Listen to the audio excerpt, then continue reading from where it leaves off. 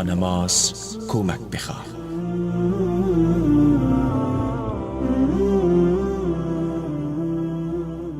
اگر در زندگی مشکل داری با نماز کمک بخواه. اگر در مالت خسارت دیده ای با نماز کمک بخواه.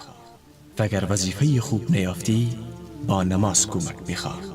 اگر موفق به ازدواج نشدی، اگر میان تو و همسرت نزاع و کشیدگی ایجاد شده، اگر فرزند نداری با نماز کمک بخواه.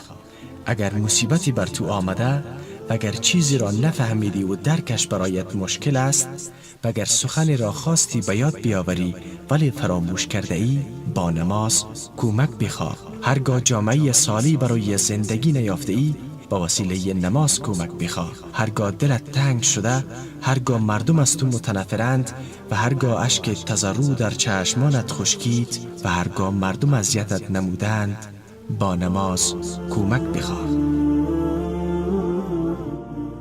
خواهرم و ای برادرم، چقدر از این آیه دور شده ایم که الله می فرماید واستعینوا بالصبر والصلاة. با صبر و نماز از الله کمک بخواهید. مشکلات می آید، مصیبت می رسد، همسر می میرد، والدین وفات می کنند، فرزندان از دست می روند، خانواده ها از هم می پاشد، مرد از خانه مسجدا می شود. در این همه حالات کیست که با سجده به درگاه الله مشکلش را حل کند و این آیه را با ذره ذره وجودش احساس کند که واستعینوا بالصبر والصلاة؟ آیا کسی هست که این ندای حق را با قلبش احساس کند؟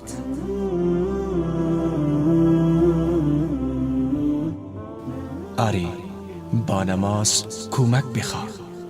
نماز تنها عبادت نیست که فرق میان مسلمانی و کفر باشد. ما فراموش کرده ایم که نماز بزرگتر از این قضیه مسلمان بودن و کافر بودن است.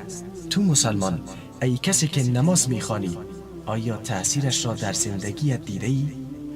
آیا لذت و طعم و شیرینیش را چشیده ای؟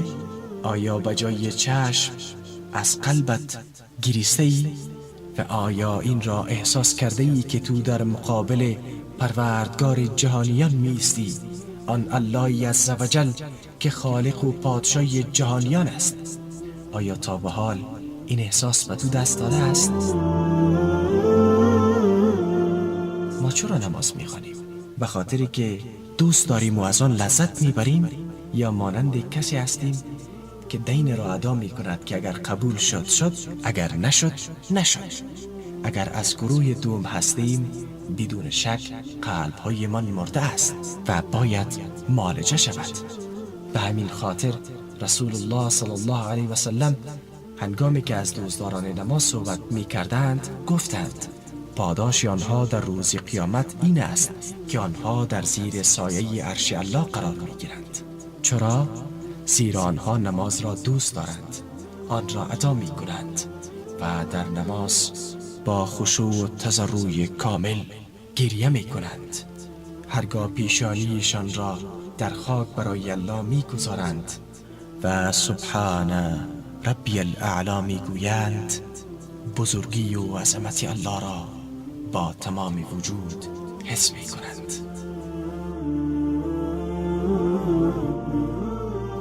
ای مسلمان، هرگاه مشکلی داری با نماز حلش کن و نمازهایت را عاشقانه بخوان، زیرا نماز برقراری ارتباط با الله توانا و رحیم و مهربان است.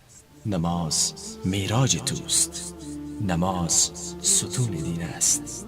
نماز درس توحید، رمز اخلاص و راز عبودیت است. نماز سکینه روح و آرامش خاطر و وقار ظاهر است. پس با نماز کمک بخواه، زندگیت را خوشبخت بساز و پروردگارت را خوشنود. فامنحوا الرضوان